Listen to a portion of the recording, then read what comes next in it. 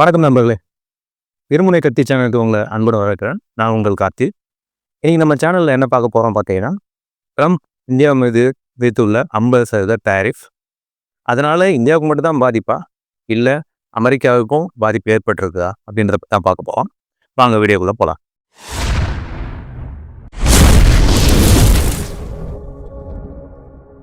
So Trump எல்லா country மேலேயும் பல விதப்பட்ட டாரிஃபை விதிச்சிருந்தார். இதனால் அவருக்கு என்ன பிலீவ் பண்ணாருன்னா, அவங்க நாட்டில் உள்நாட்டு உற்பத்தி அதிகரிக்கும், வெளிநாடுகளுக்கு அவங்க உற்பத்தி பண்ணி ஏற்றுமதி பண்ணலாம் அப்படின்ற மாதிரி நிறைய விஷயங்களை அவர் கனவு கண்டு மற்ற நாடுகள் மேலே பொருளாதார வாரை அவர் டிக்ளேர் பண்ணார். இதனால் என்ன ஆச்சு அப்படின்னு பார்த்தீங்கன்னா, அவர் எதிர்பார்த்த மாதிரி நடந்திருக்கா அப்படிங்கிறதுனா அவ்வளோவா எதிர்பார்த்த மாதிரி நடக்கல. கிட்டத்தட்ட $100 பில்லியன் அளவுக்கான இழப்பு தான் அவருக்கு கிடைச்சிருக்கு. இதை பற்றி நம்ம இந்த வீடியோவில் தான் ஃபுல்லாக பார்க்க போகிறோம். முதல் இழப்பு என்ன அப்படின்னு பார்த்தீங்கன்னா, இந்தியாவோட வாங்க இருந்த போயிங்கோட P-8I அப்படின்ற ஒரு ஏர்க்ராஃப்ட். இந்த ஏர்க்ராஃப்ட் என்னன்னு பார்த்தீங்கன்னா, மேரிடைம் சர்வேலன்ஸ், அதாவது சி பார்டர்ஸ்லாம் இருக்கியா, இந்தியாவோட சி பார்டர்ஸ்லாம் இருக்குல்ல, அதில் இருக்கிற கடல் வழி லிங்க்ஸ் எல்லாம் மானிட்டர் பண்ணுறதுக்கூடிய ஒரு கேப்பபிலிட்டி உள்ள ஒரு ஏர்க்ராஃப்ட். இந்த ஏர்க்ராஃப்ட் ஆல்ரெடி இந்தியன் நேவி வச்சுருக்காங்க. இருந்தாலும் இன்னும் ஒரு 6 ஏர்க்ராஃப்டை நம்ம ஆர்டர் பண்ணியிருந்தோம். இதோட மதிப்பு பார்த்தீங்கன்னா கிட்டத்தட்ட $3.6 பில்லியன். இவ்வளோ பெரிய தொகையை கொடுத்து அமெரிக்காட்ட இருந்து இந்தியா இந்த ஏர்க்ராஃப்டை வாங்க இருந்தது. இந்த ஏர்க்ராஃப்ட் ஒரு சப்மரீன் ஹண்டர் கூட சொல்லுவாங்க. அதாவது நீர்மூழ்கி கப்பலெல்லாம் தேடி கண்டுபிடிச்சி அழிக்கக்கூடிய ஒரு சக்தி இது இருக்குது. ப்ளஸ் இது நிறைய விஷயங்களை சர்வைலன்ஸ் பண்ணி நமக்கு கொடுக்கும்.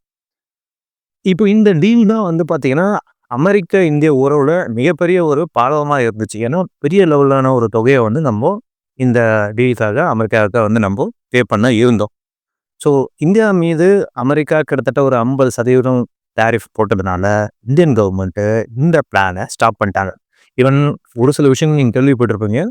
F-35 ரக போர் விமானத்தையும் நம்ம வாங்க இருந்தோம். அந்த டிசிஷனையும் பார்த்தீங்கன்னா சென்ட்ரல் கவர்மெண்ட் இப்போதைக்கு ஆல்ட் பண்ணிட்டாங்க. இப்போ இது ஒரு பக்கம் இருக்க, இந்தியா மட்டும்தான் இந்த மாதிரி அமெரிக்காக்கிட்ட நிறைய டீலிங்கை கேன்சல் பண்ணியிருக்காங்கன்னு கிடையாது. யூரோப்புமே கேன்சல் பண்ணது.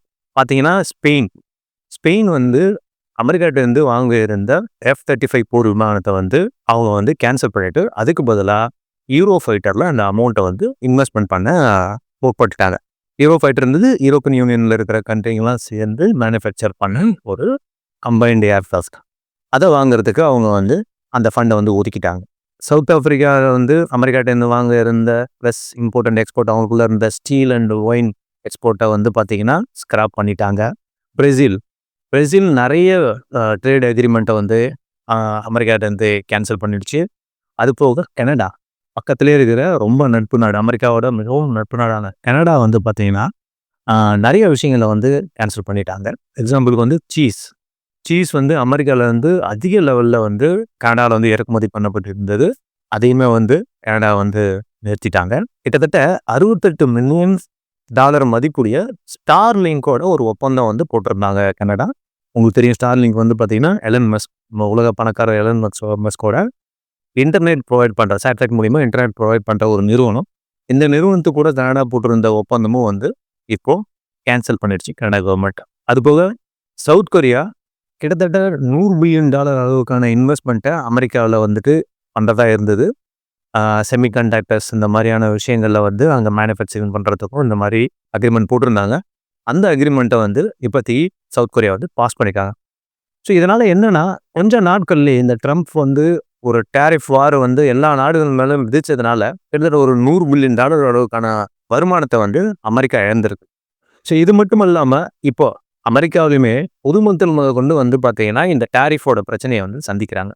சாதாரணமாக ஒரு $6 விற்ற ஒரு டிஷர்ட் அதெல்லாம் பார்த்தீங்கன்னா இப்போ $11 அப்படின்னு சொல்லிட்டு விற்கிறாங்க.